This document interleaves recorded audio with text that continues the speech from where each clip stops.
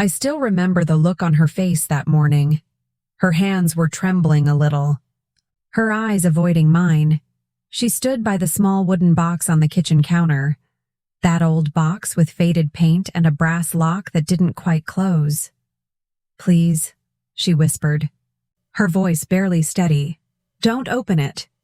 Promise me you won't." I looked at her confused. It wasn't anger that I felt.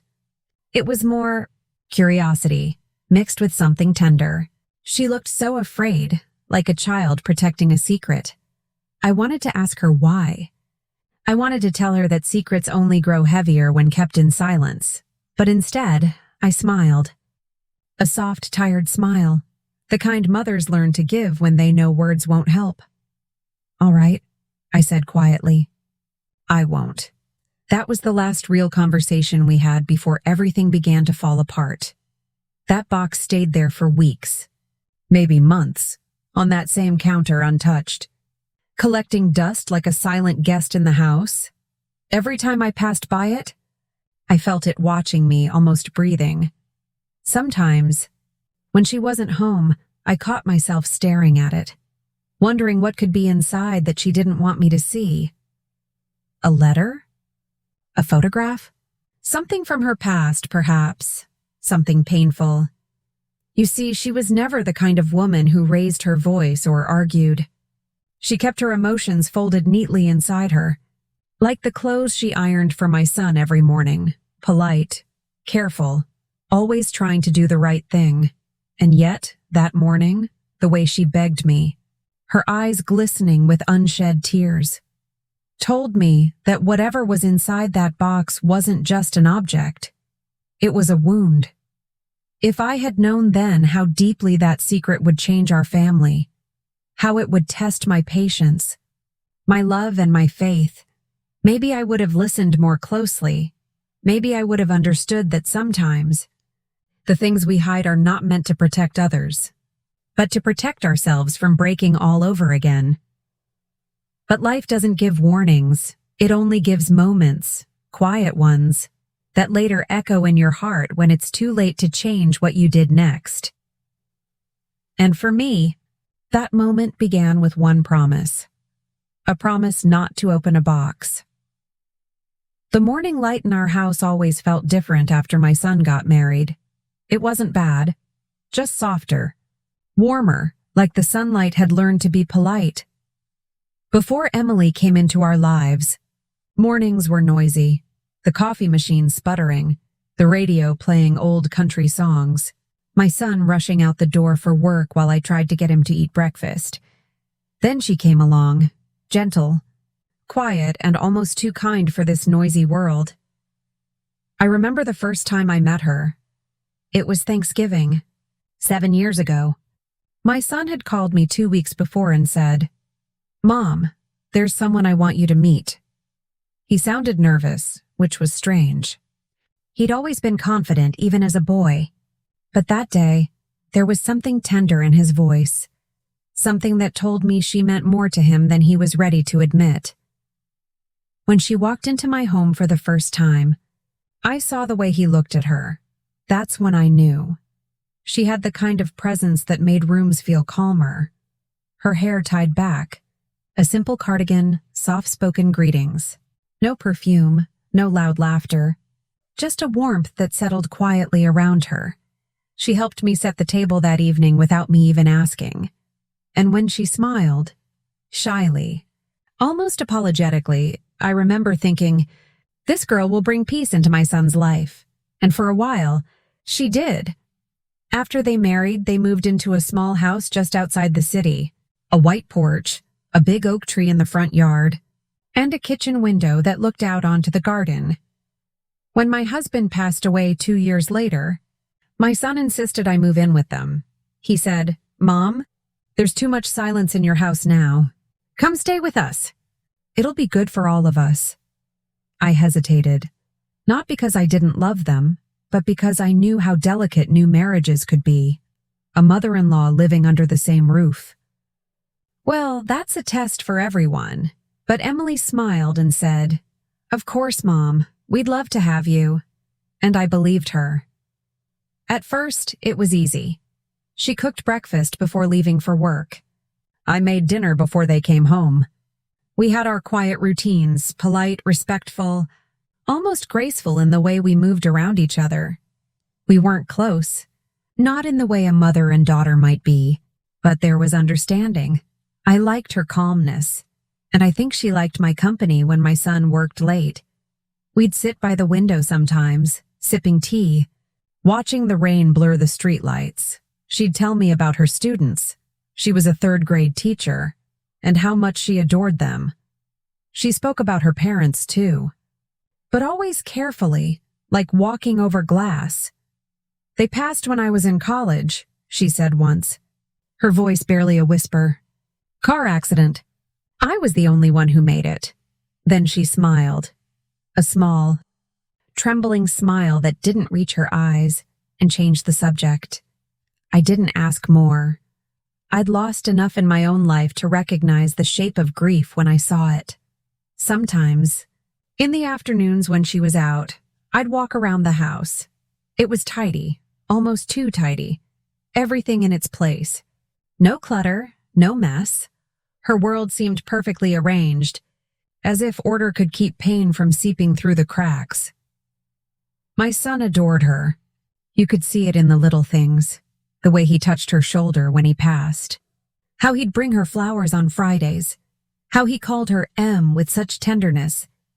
They were happy. At least, that's what I believed. But happiness, I've learned, doesn't always look the same from the inside as it does from the outside.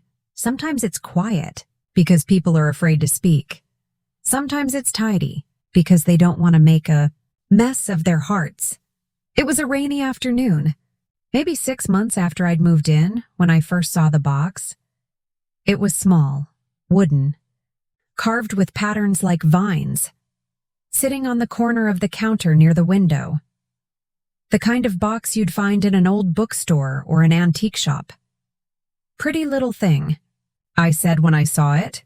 Emily turned from the sink, wiping her hands on a towel. Her face changed for just a second. A flicker, like a shadow passing over her expression. Oh, that, she said softly. It's just something from my old place. I'll put it away later. She didn't. For days it stayed there, unmoving. I noticed she'd glance at it sometimes when she thought no one was looking, and once I saw her reach out as if to touch it.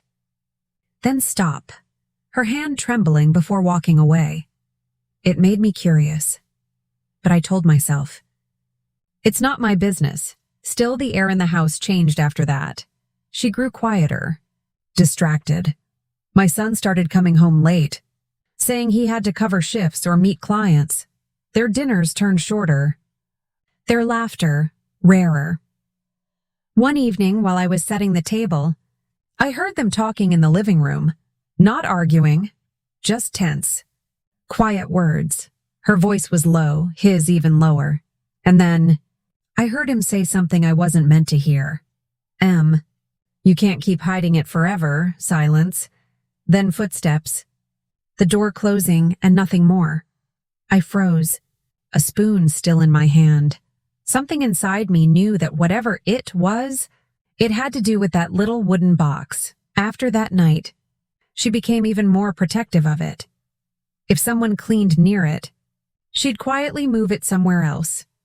Once I found it in her bedroom, on the dresser beside a framed photo of her parents. Another time, it was back on the kitchen counter, almost as if she couldn't decide where it belonged. I never touched it. But I noticed everything, the way her eyes followed it, the way her fingers sometimes traced the edge of the lock when she thought no one was watching. There was sorrow there. Deep, quiet sorrow. The kind you don't talk about because words make it real again. And yet, for all the silence that box brought, there was something almost sacred about it too, like it held the last piece of a story she couldn't let go of. If I'd known then what I know now, how much pain was wrapped inside that simple piece of wood, I might have done more than just watch. I might have asked her, softly Emily, what are you so afraid of losing? But I didn't. I told myself it was her secret to keep. And sometimes, pretending not to see is easier than facing the truth that sits quietly beside you every day. The weeks that followed felt like walking on eggshells. Nothing looked wrong, but everything felt different. There was a stillness in the house, not peaceful, but heavy. Even the air felt slower. Dinner conversations became shorter. Emily smiled less. My son, Daniel, often stared at his phone when she spoke, and she'd pretend not to notice. I tried to keep things normal. I baked on weekends, made coffee in the mornings, watered her plants when she forgot. But the more I tried to fill the silence, the more it seemed to grow between us. Sometimes, I caught Daniel watching Emily from across the room, as if trying to reach her through invisible glass. And other times, I'd see Emily looking at him like a stranger she still loved but didn't know how to talk to anymore. Told myself that every marriage goes through quiet seasons, that maybe they were just tired, too many responsibilities, not enough time. But one evening changed that thought completely. It was late, past 10, when I heard a sound from the kitchen. Soft footsteps, the clink of something metal. I thought maybe Daniel had come home hungry, so I walked out to check. The light was dim, and there she was, Emily, standing by the counter, holding the wooden box. The lock was open, the lid slightly lifted. Her face was pale, almost ghostly in the yellow light. She didn't notice me at first. Her hands were trembling as she reached inside, taking out a small envelope. I froze. Something in me whispered to step back, to give her privacy. But something else, motherly curiosity maybe, kept me standing there. Then she spoke softly, almost to herself. I'm sorry, she said. I'm so sorry. And she pressed the envelope against her chest, like she was holding on to something that was slipping away. I cleared my throat gently. Emily? She startled. The box lid fell shut with a quiet thud. Oh, Mrs. Harper, you scared me. Her eyes were red. She wiped at them quickly, forcing a small smile. I couldn't sleep, she said. Just came for some water. I looked at the box. Do you want to talk about it? She shook her head, her lips trembling. No, please. It's nothing. She picked up the box, almost protectively, and walked past me toward her room. That was the first time I realized, whatever was inside that box, it wasn't just a memory. It was a wound that refused to heal. The next morning, I found Daniel sitting outside on the porch, staring into his coffee. The air was cool, and the sky had that gray stillness before rain. He looked tired, older. Somehow, when I sat beside him, he didn't look up. Rough night? I asked softly. He sighed. You could say that. I waited, giving him space. Finally, he said, She's not the same anymore, Mom. It's like, she's there, but she's not. People change, I said gently. Sometimes grief comes back when we least expect it. He nodded slowly. I thought we were past all that. But there's something she's not telling me. I can feel it. I thought about the box, but said nothing.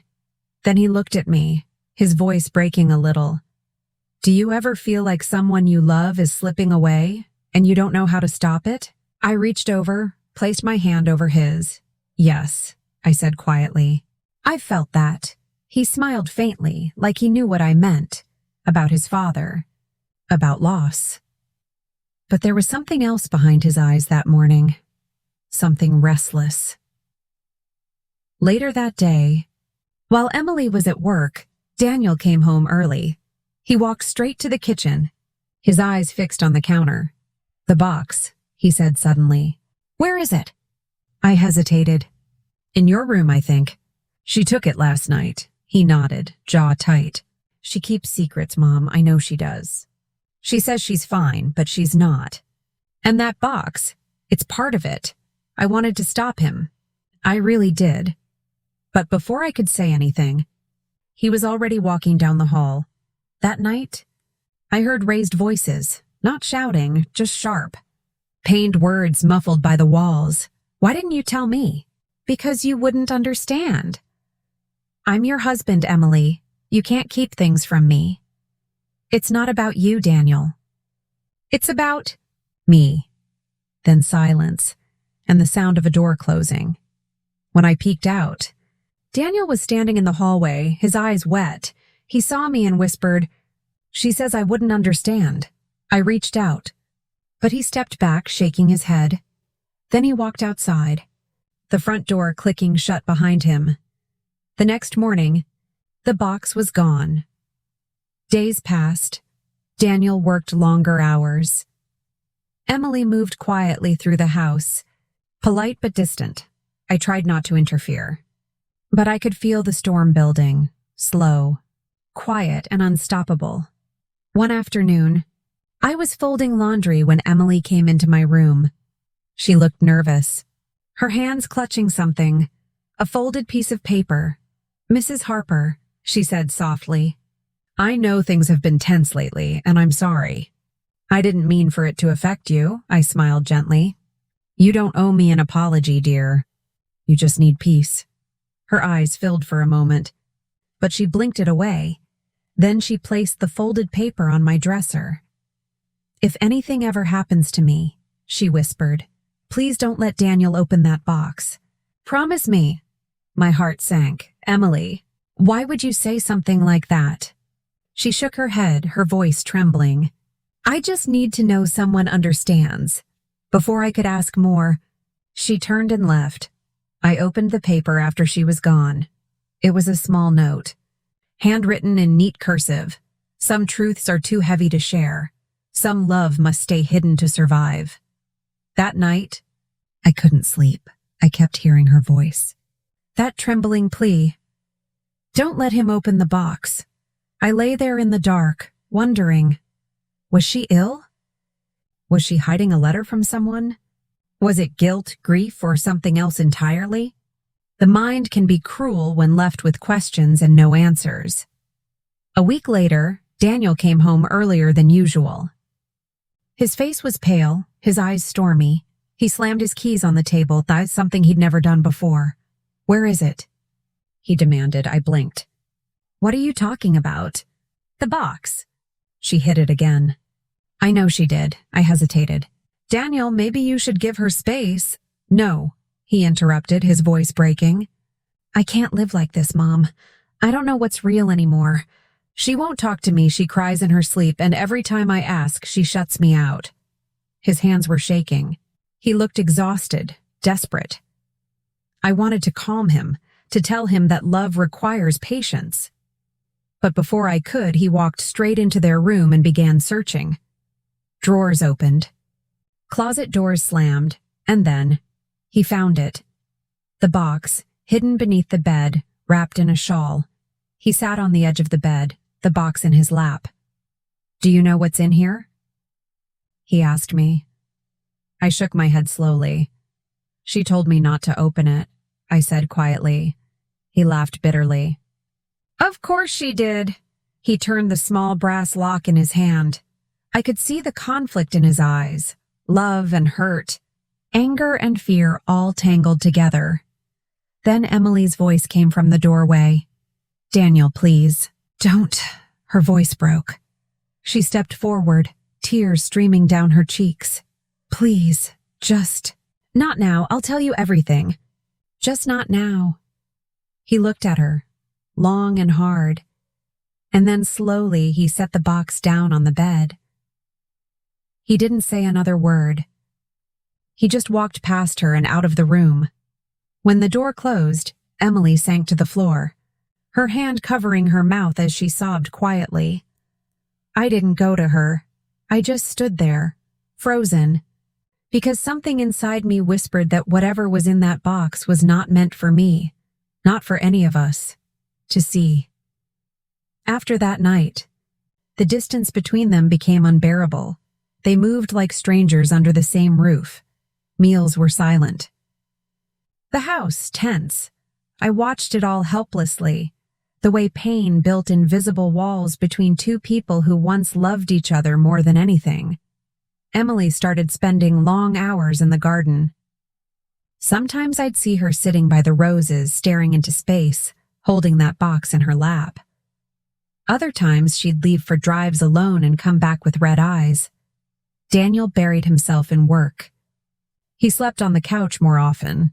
The warmth that once filled our home faded, replaced by a cold politeness that felt worse than anger. And in the middle of it all, that box. Small, silent, patient, waited. I don't know what made me start to worry something was truly wrong. Maybe it was the way she hugged me one morning, tighter than usual, like a goodbye. Or maybe it was the note she left on the fridge the next day, gone to clear my head. Don't worry, I'll be back soon. She didn't come back that night. When Daniel called the next morning, his voice was shaking. Mom, she's not answering. Her car's not at school. I've called everyone. We called the police, but they said we had to wait 24 hours. I prayed. I sat on the porch all night, the wind whispering through the trees, the porch light casting long shadows. When the sun came up, Daniel was sitting beside me, his face pale, his hands still clutching his phone. I should have opened it, he whispered. Maybe then I'd know where she went. I didn't have an answer, because deep down, I was starting to fear that whatever truth the box held was something that had already taken her away long before she left. That was the moment I realized the box wasn't just hers. It had become ours. A mirror of everything unsaid, everything broken, everything we were too afraid to face. And though I didn't know it yet, the day would soon come when that lock would finally open, and nothing in our lives would ever be the same. Again, the morning Emily went missing felt too quiet to be real. Even the birds seemed unsure whether to sing. The house was still, heavy, as if holding its breath. Daniel hadn't slept.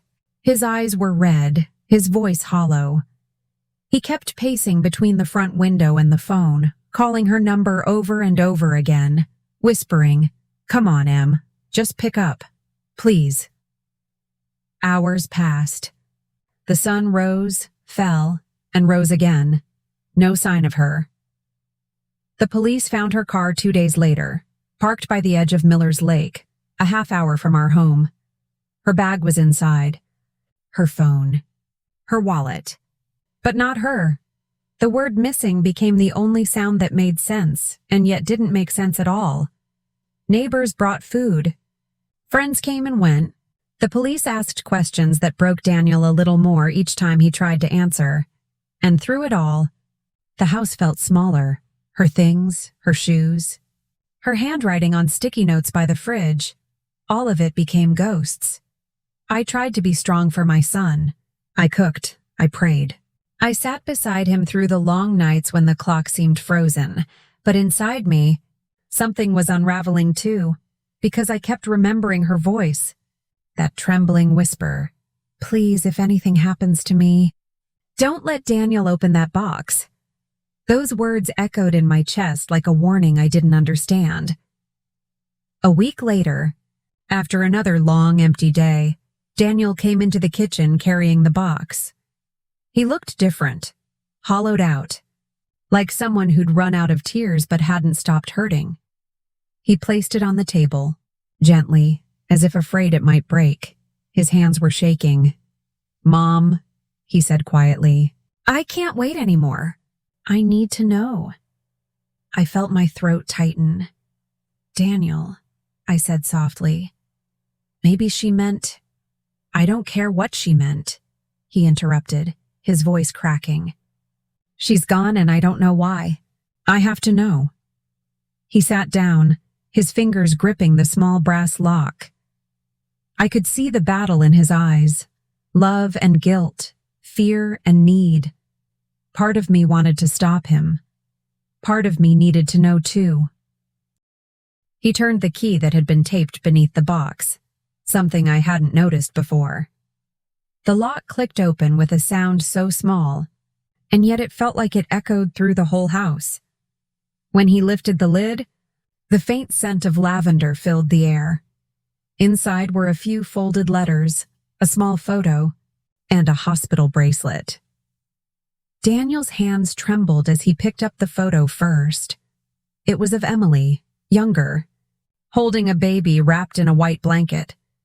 Her smile was tired but radiant, the kind of smile that comes from both love and loss.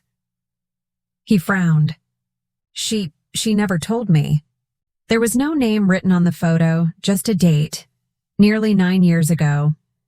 Beneath it lay a hospital bracelet with the same date, and next to it, a thin silver ring, worn, small, clearly from another life.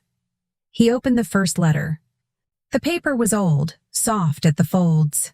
Her handwriting, neat, small, trembling. He read silently at first, his lips moving without sound. Then his breath caught. He set the letter down and whispered, "She had a daughter." My heart stopped. "What?" He nodded, his voice breaking. "She had a baby before we met. She never told me." He picked up the next letter, his hands shaking harder now. Her name was Lily. It began, "She was born on a cold morning in March. I held her for 3 days before they told me her heart wasn't strong enough. I buried her beside the church where my parents rest." Daniel covered his mouth, tears spilling down his cheeks. "She never told me," he whispered again. "She went through all that alone." He opened another letter, his voice trembling as he read, "I met you, Daniel, a year later. You were kind, and for the first time since losing Lily, I felt like maybe life wasn't over. But I was afraid to tell you. I thought if you knew, you'd look at me differently, like I was someone broken. So I hid it. I hid her. I told myself that love could start fresh, that the past could stay buried."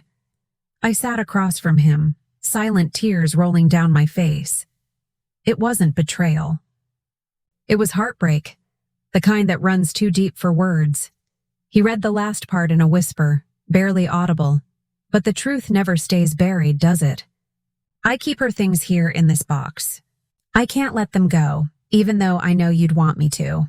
She's the part of me that never stopped loving and never stopped hurting. If you ever find this, I'm sorry. I just wasn't ready for you to see all my scars." Daniel's hands fell to his lap.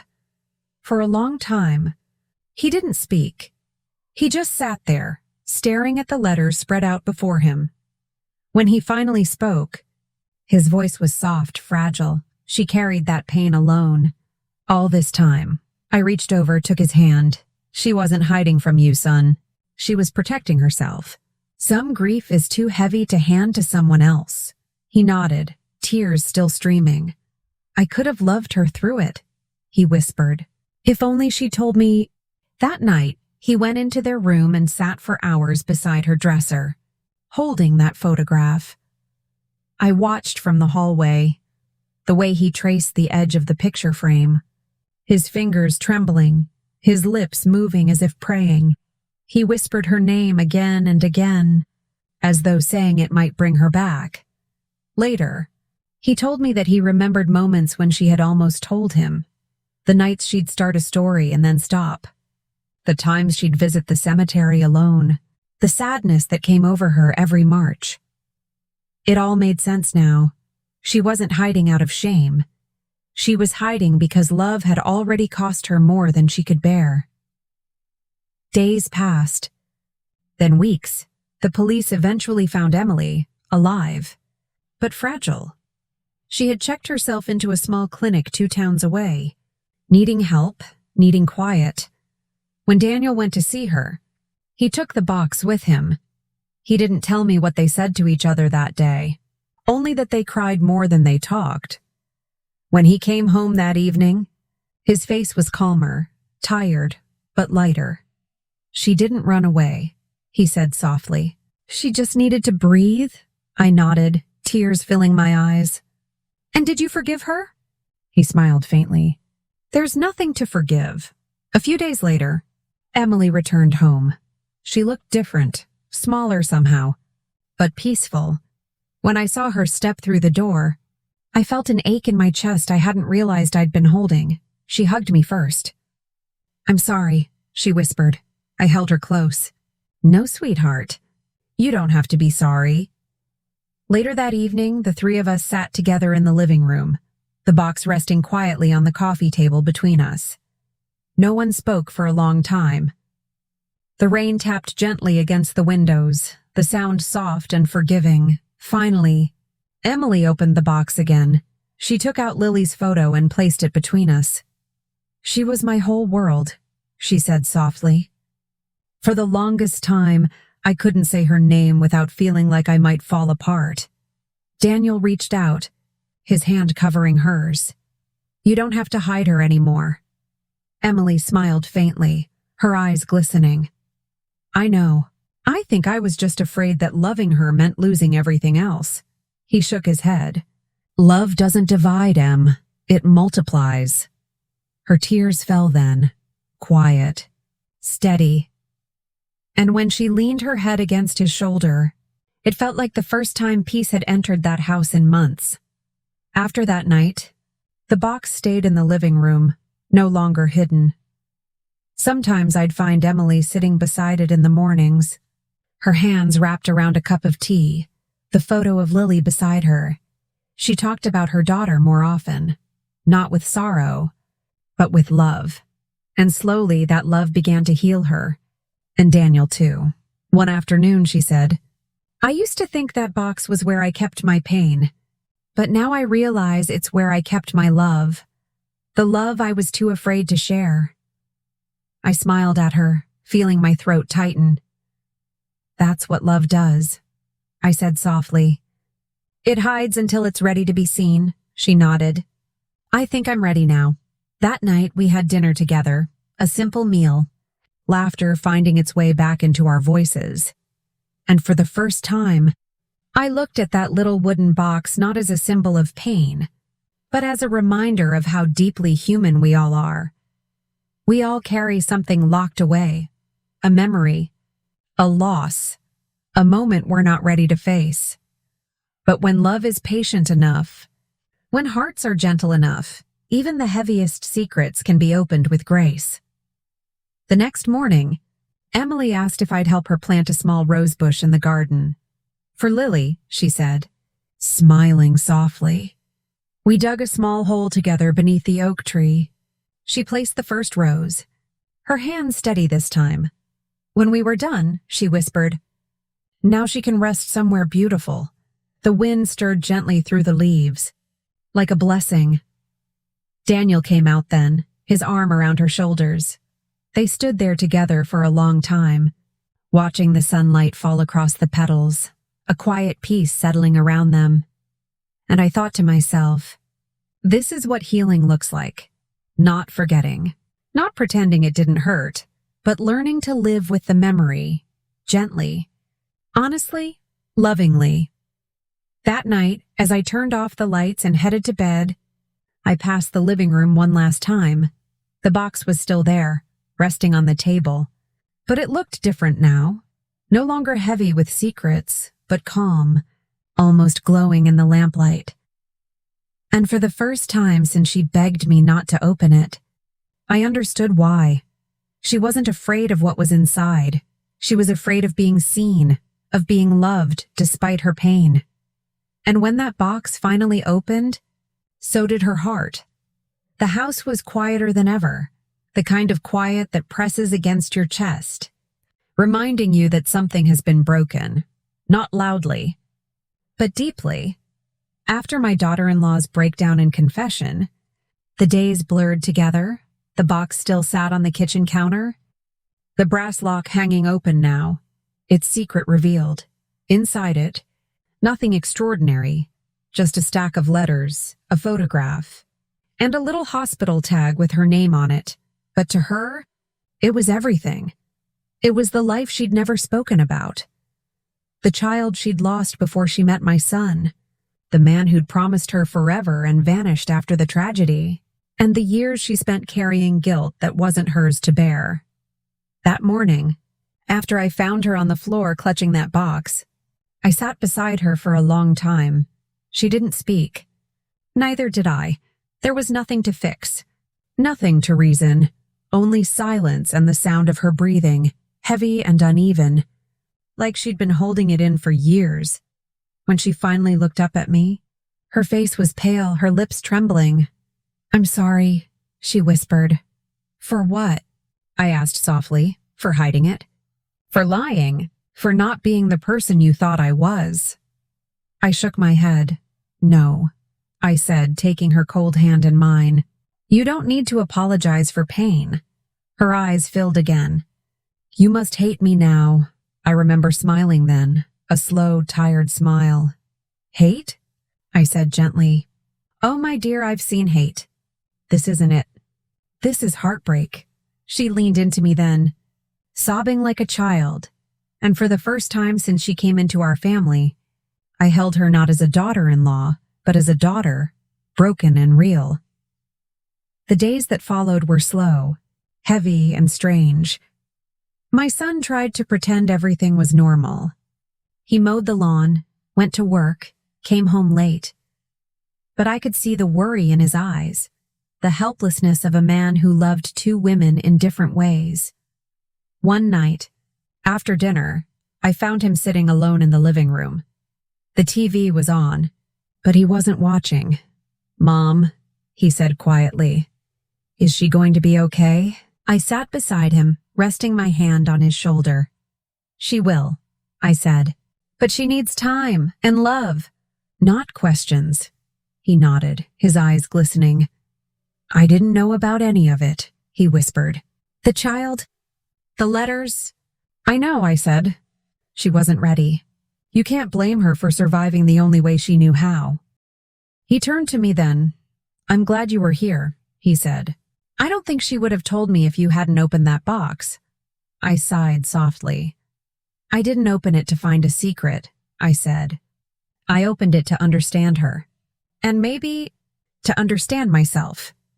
He looked confused, so I explained. For a long time, I thought being a mother meant knowing everything, controlling things, guiding people, protecting them from pain. But now I see, sometimes love means letting others protect their pain until they're ready to share it.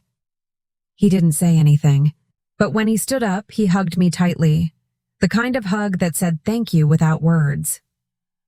Over the next few weeks, I watched my daughter-in-law slowly rebuild herself. She began to smile again. Faintly at first, she cooked, she cleaned. She tended to her small garden behind the house. But something had changed. Not in a bad way, just softer. She wasn't pretending anymore.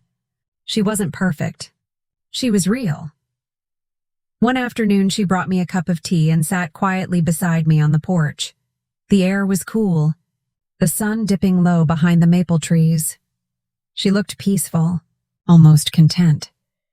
"I've been thinking," she said quietly. "About what?" "About that box. I want to let it go. I don't want to keep it anymore." I nodded slowly. "Are you sure?" "Yes," she said. "It doesn't feel like part of me anymore. It feels like a part of my past that's ready to rest." We decided to bury it that evening. Not out of shame, but out of love. In the backyard, beneath the old oak tree, we dug a small hole. She placed the box inside, her fingers trembling, and whispered something under her breath. A prayer, maybe, or a goodbye. When it was done, she looked at me and said, "Thank you." "For opening it," I smiled softly. "No, my dear. Thank you for letting me." That night, I sat alone by the window, watching the stars flicker faintly across the dark sky.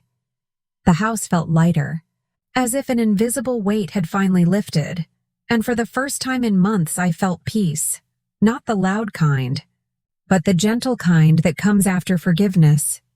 I thought about the box and what it had taught me, that sometimes the things we're most afraid to face are the ones that free us when we finally do, that every secret has a story, and every story deserves a little compassion. And I thought about her, the young woman who once begged me not to open a box, how brave she had been to live with her pain, and how brave she was now to let it go.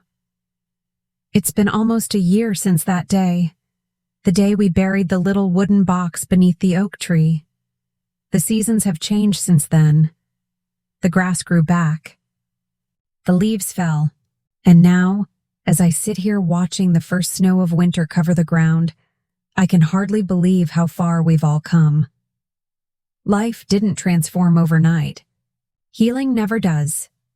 It came slowly, like the morning light, soft, hesitant, but sure. My daughter-in-law still has quiet days when I see her lost in thought, staring at the sky. But she smiles now, and it's a real smile, the kind that reaches her eyes. She and my son are gentler with each other. They talk more. They listen. Sometimes I hear laughter from their room, soft and easy, like the sound of something broken being mended carefully, thread by thread. And me? I've changed too for a long time. I thought I was the one who needed to teach her about life, about family, love, and patience. But in truth, she was the one who taught me.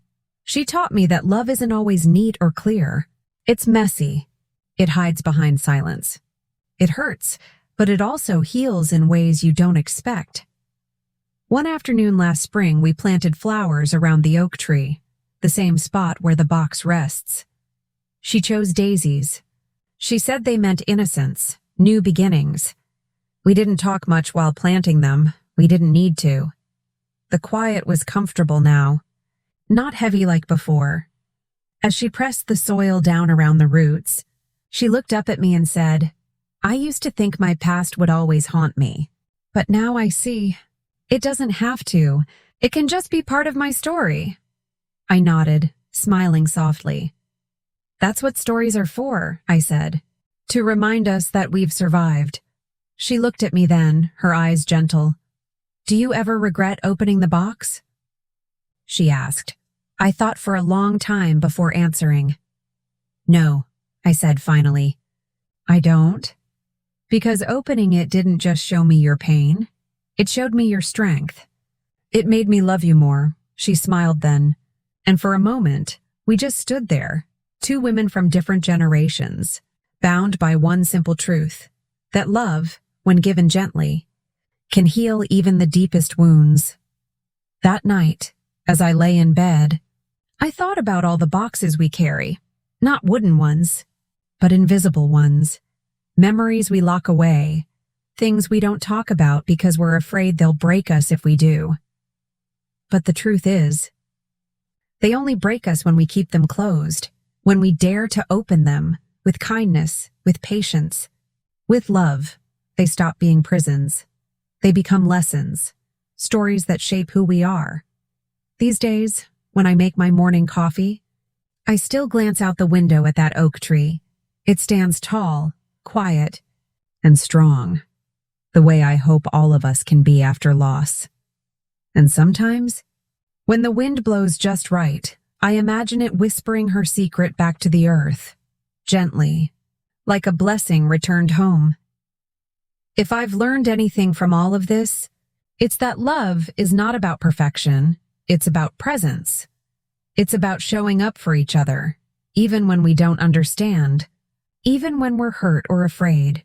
We don't get to choose what others hide or why they hide it, but we can choose how we hold them when their truth finally comes to light. So, when people ask me now, what was in that box? I just smile and say, it doesn't matter anymore. What mattered was what came out of it.